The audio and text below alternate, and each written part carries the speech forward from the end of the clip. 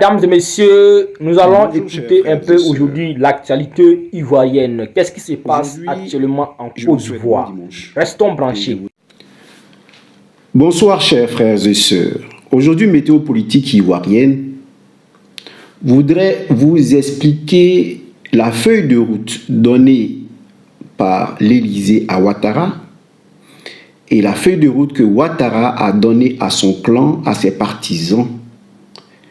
Je voudrais vous expliquer cette feuille de route à partir d'un fait qui semble un fait divers. Certains diront pourquoi météo politique ivoirienne s'intéresserait-elle au passeport de service d'Aïcha Koné. Mais je voudrais, à partir de ce fait divers, vous expliquer la feuille de route qui se trouve devant cette levée de bouclier parce que le fils d'Aïcha Koné a demandé un passeport de service, un passeport diplomatique pour sa mère. Puisque nous sommes tellement ignorants, il faut que nous nous formions en Côte d'Ivoire. Alors, commençons par une petite dictée. Vous écrivez un aide comptable, des aides comptables.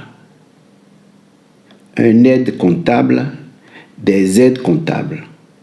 Un aide mémoire, des aides mémoire. Alors, pour vous expliquer, donc, un aide mémoire, des aides mémoire. Un aide comptable, des aides comptables. Un aide mémoire, des aides mémoire.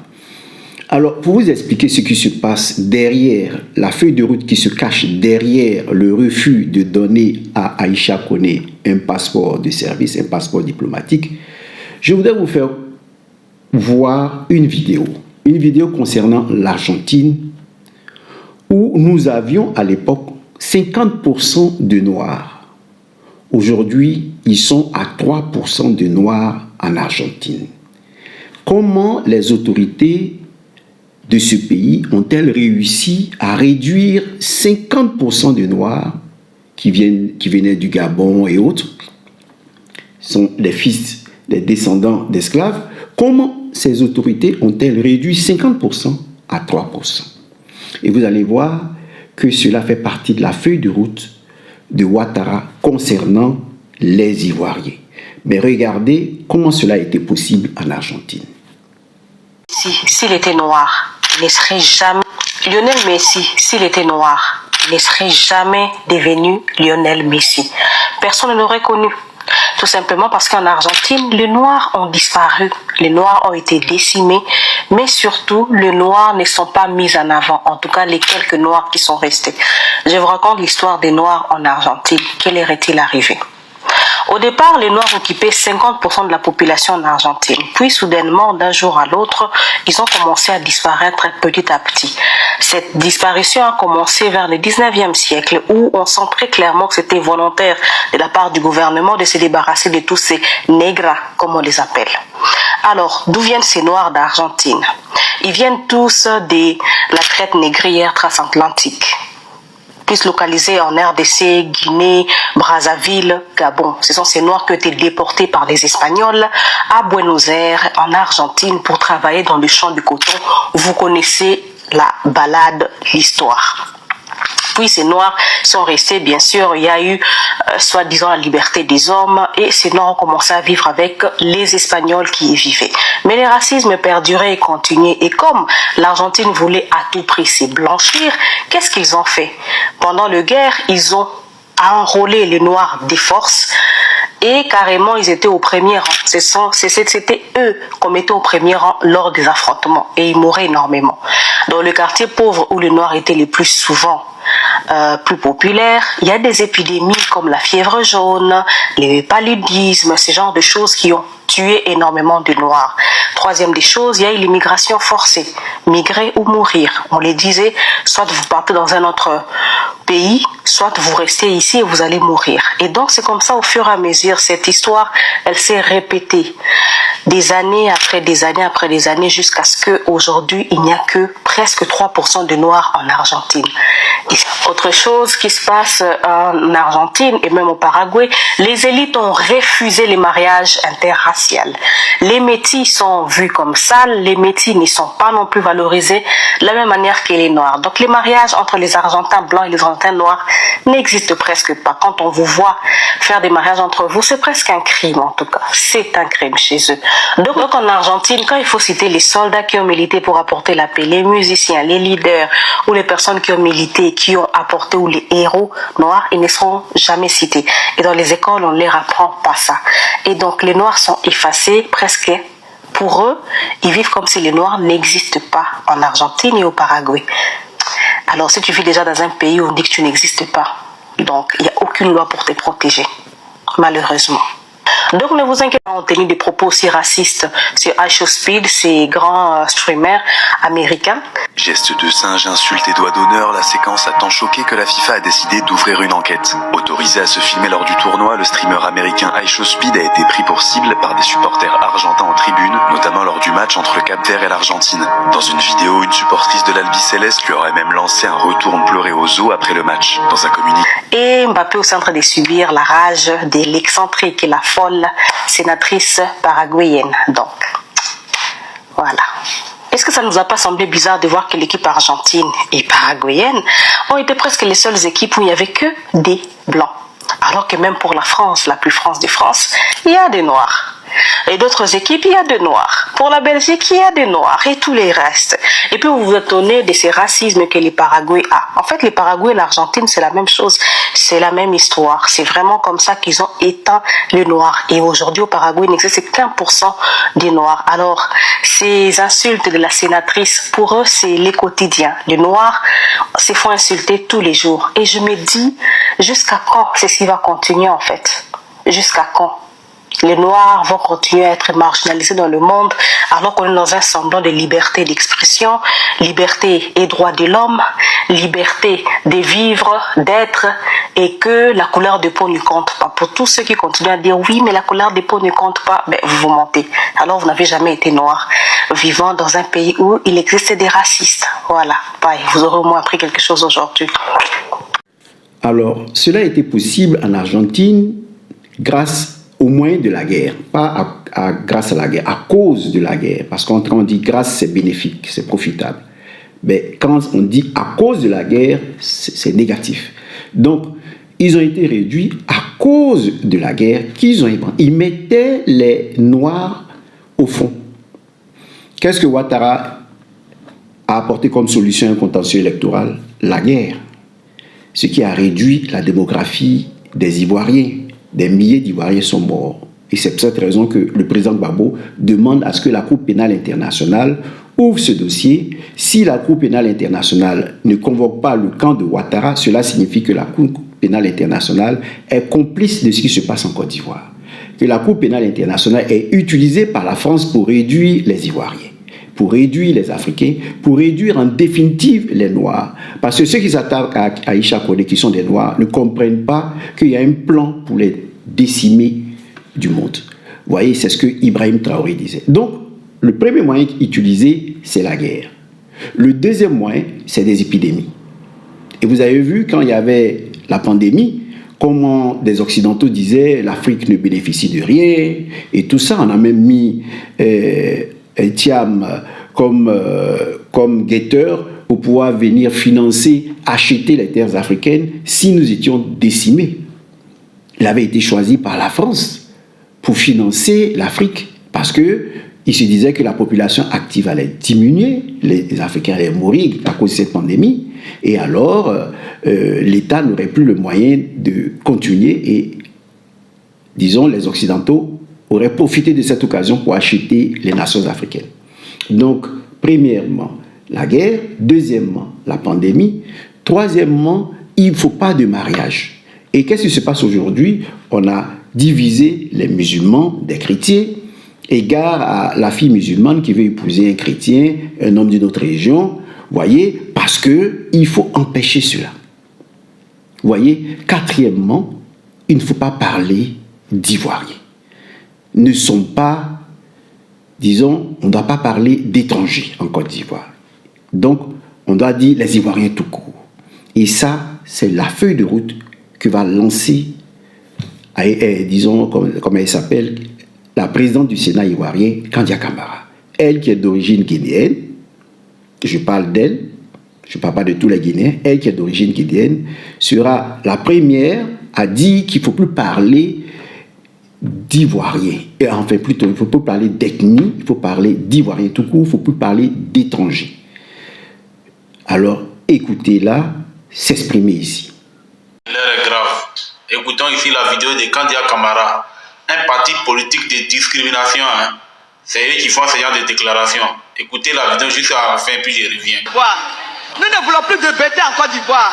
Nous ne voulons plus de Seroufa en Côte d'Ivoire. Nous ne voulons plus de Wobé en Côte d'Ivoire. Nous ne voulons plus de Bria en Côte d'Ivoire. Nous ne voulons plus d'Ati en Côte d'Ivoire. Nous ne voulons plus de Ourodgouka en Côte d'Ivoire.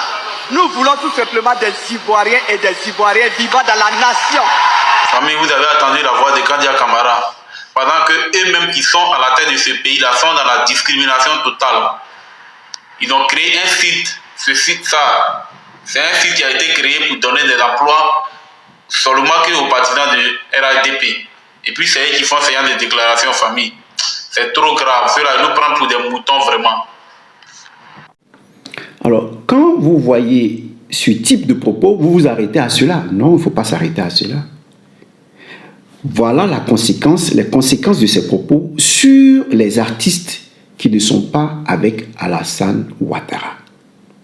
Voilà les conséquences de ces propos. Et c'est Aïcha Koné elle-même qui va s'exprimer. Écoutez-la. C'est Baba qui vous a mis comme ça sur la toile, en branle. Non, ça fait pitié. Vous savez, c'est pas mon souci ça. J'ai toujours eu la chance d'avoir les chefs d'État précédents qui m'ont offert sans leur demander des passeports de service. Ça joue le même rôle que le passeport diplomatique. Moi, je n'ai pas d'exigence. Ils ont trouvé que je mérite ça. Ils me l'ont donné. Si Baba a souhaité ça, maintenant, il n'a rien fait de mauvais. Donc, il faut être forcément de votre parti. Vous êtes des détracteurs, c'est tout. Vous n'êtes pas des démocrates. C'est pour ça que vous attaquez Baba partout. Oui, ta maman, elle n'a qu'à aller dans l'AES. Ça ne veut rien dire. Moi, ma tête, là, c'est un passeport. Je rends grâce à Dieu et à mes fans et à la Côte d'Ivoire qui a fait de moi Aïcha Koné. Moi, ce n'est pas maintenant. Donc, moi, je voyage normalement. Il y a des contraintes. Souvent, je n'ai pas envie, je n'ai pas besoin de me déplacer. Mais quand j'arrive vraiment dans toutes ces ambassades-là, je suis bien accueilli, on me fait asseoir, j'attends. Sauf que parfois, je trouve les moments longs. C'est pour ça que Baba a parlé. C'est ça qui vous dérange. Je parle de certains écrits, c'est ça. Mais en quoi ça dérange Aïcha? Qu'est-ce que ça enlève à Aïcha Koné? Là, c'est toujours moi. C'est ça qui vous tue. En tout cas, je reviens là-dessus. Mes trophées sont là, mes prix sont là. C'est pour la Côte d'Ivoire et c'est pour l'Afrique et la planète. Donc, que mon fils demande un passeport diplomatique pour moi, il a bien fait. C'est un enfant très intelligent. Et ça, j'approuve. Je ne l'ai pas envoyé, mais il n'a pas mal fait. Où est le problème? Vous voulez forcément associer ça à du je ne sais quoi. Moi, ma tête, c'est un passeport. Je suis une ambassadrice. Ça, il faut le reconnaître. Il ne faut pas que ça vous tue. Je vois des femmes qui s'expriment. Ça fait pitié. Ça fait pitié. Hein? On ne donne pas. On ne donne pas quoi? Moi, j'ai déjà mon passeport normal, je voyage. Je ne l'ai pas demandé. Ceux qui me l'ont donné aussi, qui me les ont donné, ces différents passeports-là, ils estiment que je le mérite. Et vous-même, là-bas où vous êtes, vous savez bien que je le mérite. Moi, je ne l'ai pas demandé qu'on me le donne ou pas. Aïcha Koné, c'est Aïcha Koné. Et merci à tous ceux qui ont toujours fait la route avec moi pour que je sois aujourd'hui Maman Africa. Ce n'est pas une affaire de passeport qui va me bloquer. Merci. Vous voyez, c'est la feuille de route qu'ils sont en train de suivre. Hein. C'est-à-dire, Macron avait dit aux ambassadeurs, cherchez parmi les artistes, parmi les musiciens, parmi les écrivains, des gens qui vont faire la promotion de notre culture française. Pas la culture africaine, la culture française. Alors, on choisit des négriers, comme les Kandia Kamara, les Amadou Koulibaly et autres, qui font le travail. Et donc, celle-là, Aïcha Koné, puisqu'elle est pour la souveraineté ivoirienne, on lui refuse le passeport de service. Parce qu'elle doit être dans le clan de ceux qui doivent défendre la culture française, être des assimilés, des négriers, c'est-à-dire de la même manière que les ancêtres de Ouattara vendaient les Noirs, prenaient nos parents et les vendaient comme esclaves. Aujourd'hui, ils ne font pas que vendre, ils les éliminent pour diminuer leur démographie. Et donc, tous ceux qui sont autour, on assiste un peu au temps où on cherchait à rendre tout le monde musulman, mais ces personnes qui le faisaient s'enrichissaient grâce à la vente des esclaves. Aujourd'hui, ils s'enrichissent grâce à l'extermination de leurs propres frères. C'est ce à quoi nous assistons. Donc, ici, Aïcha Koné en parle. Elle est victime de son choix politique parce qu'elle a fait un chant pour le président Gbagbo. Elle défend l'AES qui défend la souveraineté africaine. Elle est Mama Africa. Mama Africa, ça veut dire qu'elle est l'ambassadrice naturelle des cultures africaines, des identités africaines. Et là, on lui en veut pour ça. Parce que ceux-là travaillent pour le compte de la France, de l'Élysée. Et la chose qui fait mal, c'est de voir qu'on est en train de nous créer ce type de personnes, de négriers, depuis le berceau. Et lorsque vous écoutez cet enfant, qui peut être notre enfant, même, bon, en fait, notre enfant, ça fait mal au cœur. Ça fait mal au cœur parce qu'on se dit, waouh, c'est comme ça que les microbes sont nés. Eux, en plus, on leur donne de la drogue. Donc, on les arme et on dit c'est des enfants en conflit avec la loi. Pour diminuer la démographie ivoirienne, pour diminuer les Ivoiriens. Vous voyez, ce qu'ils ont fait en Afrique, en Argentine, c'est la même méthode qu'ils sont en train d'envoyer. Vous voyez, cet enfant, il dit tout simplement que on n'a pas besoin d'artistes qui sont à gauche, à droite. Il faut être avec Alassane. C'est-à-dire la Côte d'Ivoire est Alassane Ouattara. Il reste maintenant à changer le nom du pays, je pense que c'est leur objectif, dit que la Côte d'Ivoire désormais est Alassane Ouattara. Ça s'appelle Alassane Ouattara. Vous voyez, c'est à cela que nous assistons lorsque nous regardons cet enfant, ce jeune. C'est à cela que nous assistons. Et c'est vraiment dommage. Mais cela nous permet d'avoir des preuves à déposer à la Cour pénale internationale pour dire à la Cour pénale internationale, est-ce qu'un enfant de cet âge connaît le passé d'une dame qui peut être sa grand-mère? Si ce ne sont pas les parents, les personnes du clan de Ouattara qui ont, disons, suscité cette haine de l'enfant pour tous ceux qui ne sont pas du bord d'Alassane Ouattara. Ici, c'est une étude qui nous permet de comprendre comment sont nés les microbes en Côte d'Ivoire. Quel est le but de ces personnes? Faire disparaître les Ivoiriens. Parce qu'on a la guerre, on a le refus d'accepter qu'on est étranger, on refuse de voir, disons, les Ivoiriens. Et là, Aïcha Koné répond à Kandia Kamara et au clan que nous avons accueillis, des étrangers que nous avons accueillis, qui veulent nous voir disparaître. Écoutez, Aïcha Koné et les jeunes Ivoiriens, fiers d'être Ivoiriens plutôt, fiers d'être Ivoiriens. Écoutez. Avant de vous faire écouter Mama Africa, Aïcha Koné, je vais vous faire voir la vidéo dont je vous ai parlé concernant cet enfant, ce nourrisson pratiquement. Écoutez-le, et puis après je vous fais passer la vidéo d'Aïcha Koné, qui revendique ses origines après avoir écouté tout ce qu'on vous a dit au sujet de son passeport et au sujet de la feuille de route dévoilée par Kandia Camara, une Ivoirienne d'origine guinéenne. C'est pas passeport diplomatique tu veux. C'est palais présidentiel là. On va t'envoyer chez toi. C'est-à-dire on va déterrer palais présidentiel là. Comme de la manière on dit Soundata Keïta a déterré l'arbre là. C'est ça, on va se lever pour aller te donner. Tu as envoyé ton porte-parole sur la toile pour déclarer que toi tu as besoin de passeport diplomatique. Parce que tu en as marre de faire les rangs. Tu vas continuer à faire des rangs. Dis à ton porte-parole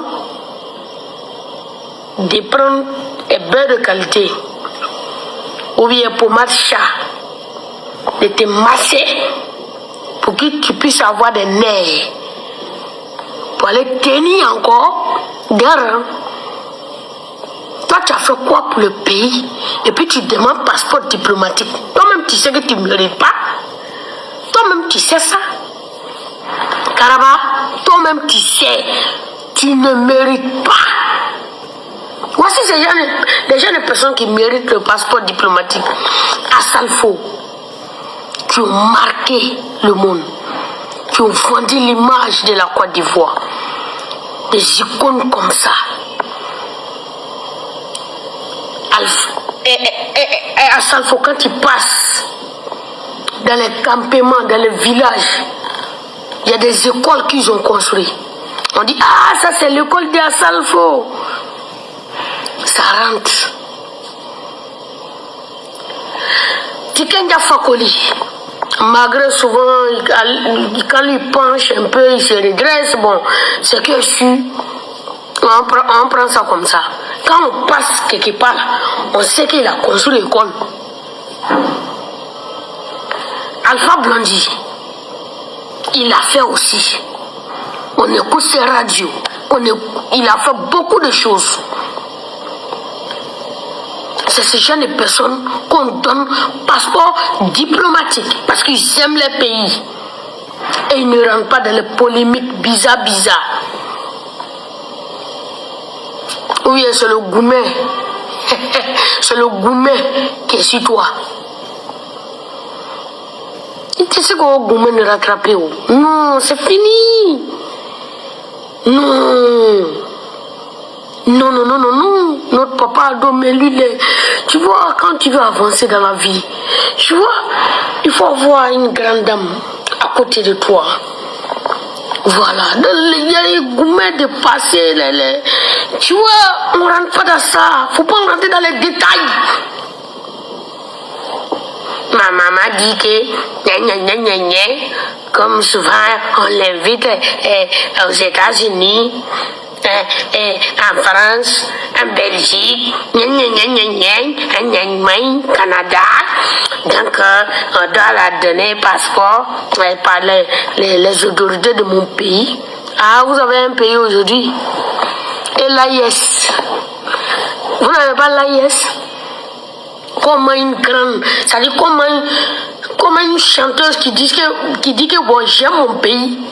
On dit les 49 soldats. On ne parle pas de politique. 49 soldats. Ce qui fait ta sécurité. Ce qui fait la sécurité du peuple. On les arrête injustement. Sans preuve. Et toi tu te lèves sans preuve pour dire non. Pour affirmer ce qui les a attrapés. On dit, tu affirmes. Oui. C'est les Ivoiriens qui sont dedans. C'est peut-être ces 4 personnes. Les autres là, ce sont les étrangers. Et tu t'en fais les éloges de ces clowns là. Et aujourd'hui, tu viens t'asseoir parce que tu es assez mendié là-bas. Aujourd'hui, on ne peut pas te recevoir là-bas.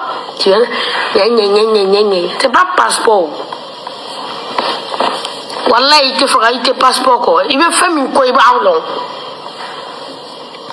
il veut faire une quoi, il va il te passeport comme ça, tiens. Il te passeport quoi.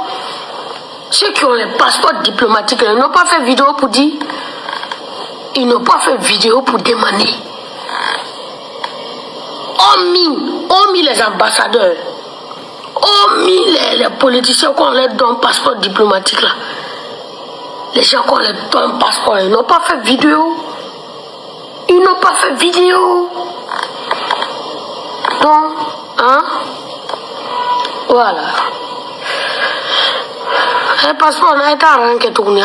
Il y a masque gagné ni tout le pomadi ou kacha les produits cosmétiques sont nombreux maintenant. Il y a produit ça il y a masque avec sport d'amener. Il te fera il te passeport quoi. Il veut faire une quoi il va long. Il veut faire une quoi il va long. Il te passeport comme ça. Il te passeport quoi. Ceux qui ont les passeports diplomatiques, ils n'ont pas fait vidéo pour dire. Ils n'ont pas fait vidéo pour demander. Hormis les ambassadeurs, hormis les politiciens qu'on leur donne passeport diplomatique là. Les gens qu'on leur donne passeport, ils n'ont pas fait vidéo. Ils n'ont pas fait vidéo. Donc, hein? Voilà. Un passeport n'a été arrangé tout le monde. Il y a masque gagné ni tout le pomadi ou kacha les produits cosmétiques sont nombreux maintenant. Il y a produit ça il y a masque avec sport d'amener. Bon attendez, vent. De toute façon, ça devient là. La manière dont ça se passe là. Chacun n'a qu'à montrer son village d'air. Parce que c'est trop maintenant.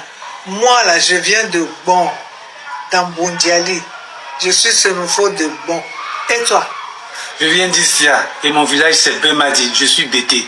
Ah, il est d'où? Moi je viens de Stieboussou, Kondorbo. Kondorbo. Moi, il vient de Guitapla. Guitapla. Guitapla. Yadro. Il est Bita Théodore. Ah, Yadro. Madame. Et moi. Ah, de toute façon, ça devient là. La manière dont ça se passe là. Chacun n'a qu'à montrer son village d'air. Et toi? Je suis Naomi Djédjé, je viens de Gagnoa, précisément Balayou. Hein? On est ensemble. Merci là-bas. Avant de poursuivre, avant de conclure, je vous donne un aide comptable, des aides comptables. On met aide S, comptable S. Un aide comptable, voilà, des aides comptables, mais toujours avec le trait d'union au milieu. Un aide mémoire, des aides mémoire. Donc, il ne faut pas mettre S ici, des aides mémoire, on met aide. Simplement, aide sans S et mémoire S. Alors, si vous voulez comprendre, certains mettent des aides mémoire S, mais si vous voulez comprendre vraiment l'orthographe de ce mot composé, alors aide comptable, ici aide, un aide, ici c'est un collaborateur. Donc, c'est une personne physique, une personne. Donc, dès cet instant, on met S sans problème. Parce qu'on peut dire une aide, un aide, ce n'est pas ici un nom. Ici, aide-mémoire a le sens d'un verbe. M'aider à mémoriser. Donc, des aides-mémoire, il ne faut pas mettre S. Alors, ceci dit, je voudrais conclure pour vous faire comprendre aux Ivoiriens que le président Laurent Gbagbo s'est comporté différemment quand Alassane Ouattara et sa maman avaient besoin d'un passeport diplomatique. Regardez. Les amis qui sont au RDN sont venus me voir. Ouattara dit que son passeport diplomatique est périmé, il n'en a pas. J'ai donné les instructions pour que le ministère des Affaires étrangères lui établisse immédiatement et sur le champ un passeport diplomatique qu'on lui a amené. Qu'est-ce qu'il peut faire? On a dit, bon, le lendemain on est venu, sa maman est malade. J'ai dit, établissez-lui un passeport diplomatique et puis faites-la partie. Des amis qui sont au RDN sont venus me voir. Ouattara dit que son passeport diplomatique est périmé, il n'en a pas. J'ai donné les instructions pour que le ministère des Affaires étrangères lui établisse immédiatement et sur le champ un passeport diplomatique qu'on lui a amené. Qu'est-ce qu'il peut faire? On a dit, bon, le lendemain on est venu, sa maman est malade. J'ai dit, établissez-lui un passeport diplomatique et puis faites-la partie. Alors ici, comparez les deux pactes sociaux, celui d'Alassane Ouattara et celui du président Laurent Gbagbo. Le président Laurent Gbagbo, lorsqu'il a demandé de présenter de présenter le pacte social, il a donné la définition du nom d'Ivoirien. Tous ceux qui ont des papiers ivoiriens de manière légale. Voilà ce qui a été dit. Mais pour Ouattara, dans le pacte social de Ouattara, selon ce que vous avez vu, est ivoirien, seuls ceux qui disent qu'ils sont pour Ouattara. Sont ivoiriens ceux qui disent qu'ils sont pour Ouattara. Celui qui dit qu'il n'est pas pour Ouattara n'est pas ivoirien. Voilà comment ça se passe. Donc Ouattara est la Côte d'Ivoire. Et Ouattara, sa volonté, remplace la constitution ivoirienne. Alors nous demandons à la CPI, face à de tels comportements, est-ce que vous ne devez pas ouvrir le dossier? Ou vous êtes complice de ce qui se passe? Vous voulez exterminer les Ivoiriens qui se battent pour la souveraineté de leur pays? Vous voulez exterminer les gens de l'AES qui se battent pour la souveraineté de leur pays? Parce que ce jeune enfant, on dit la vérité, vient de la bouche des enfants. Cet enfant est aussi à une haine farouche aussi pour l'AES. Partout où on se bat pour que lui, il puisse être africain, puisse bénéficier des richesses de son pays, cet enfant combat. Il combat, nous qui combattons pour son futur et pour le futur de ses enfants. Vous voyez, on a des gens qui sont prêts à éliminer leurs propres frères pour faire la volonté de Macron, qui dit que toutes ces personnes, ces artistes et autres, doivent faire la culture, doivent agir pour la promotion de la culture française. Et ce sont ces artistes que l'enfant a nommés, que je nommerai pas ici, sont ceux-là qui bénéficient des passeports, du passeport diplomatique. Ceux qui luttent pour l'identité culturelle de la Côte d'Ivoire des Africains, eh bien, sont bannis. Cela veut dire tout simplement qu'on veut faire éliminer les Noirs comme ils l'ont fait en Argentine. N'allez pas loin. Voilà pourquoi je vous ai montré la vidéo concernant l'Argentine, pour comprendre la feuille de route que la mafia française, dont Sarkozy et autres, impose à Alassane Ouattara et à tous ceux qui sont installés de force en Côte d'Ivoire et en Afrique, comme les gens comme Bazoum et autres. Donc voilà ce que j'avais à vous dire à ce sujet. Allez, à la prochaine vidéo, je vous donne rendez-vous ce soir pour méditer sur un thème. J'ai dit, il faut dire merci pour tout ce que Dieu fait pour nous, de mal ou de bien. Mais est-ce qu'on peut dire merci à Dieu face à ces personnes que nous avons accueillies et qui viennent nous éliminer physiquement? Est-ce qu'on peut dire merci à Dieu? Est-ce que ce n'est pas hypocrite de dire merci à Dieu face à des gens qui viennent, que vous avez accueillis comme des étrangers? Tu n'as pas un gîte, viens, voilà un couvert, un gîte, dors. Le lendemain, il s'élève et il élimine tous tes parents parce qu'il dit, ils m'ont donné une maison, moi je vais prendre la maison, je vais les éliminer. Est-ce qu'on peut dire merci à Dieu face à un tel comportement, face à tous ces crimes qui ont été commis en Côte d'Ivoire? Eh bien, je vais vous répondre ce soir, dans la vidéo de ce soir. Merci. Et la vidéo, la page s'appelle « Priez pour nous jusqu'à l'heure de notre mort ». Ça, c'est la page qui est ouverte. Parce que nous devons penser à notre fin. Nous devons nous dire que tôt ou tard, nous allons être devant Malik. Et Malik nous dira, reste, tu es un damné. Reste en enfer éternellement. Tu es un damné. Parce que, comme Jésus dit, la porte sera fermée. Et les vierges qui n'ont pas veillé seront dehors, des pleurs et des grincements de dents. Parce que rien de pur ne doit entrer dans le royaume des cieux. Rien de sale ne doit aller où Dieu est. Parce qu'il est le saint des saints. Alors, l'enfer existe bel et bien. Malik existe bel et bien avec ses 19 anges qui sont chargés de garder les damnés en enfer. Ce soir, nous allons répondre à la question que j'ai posée. Merci et à la prochaine vidéo.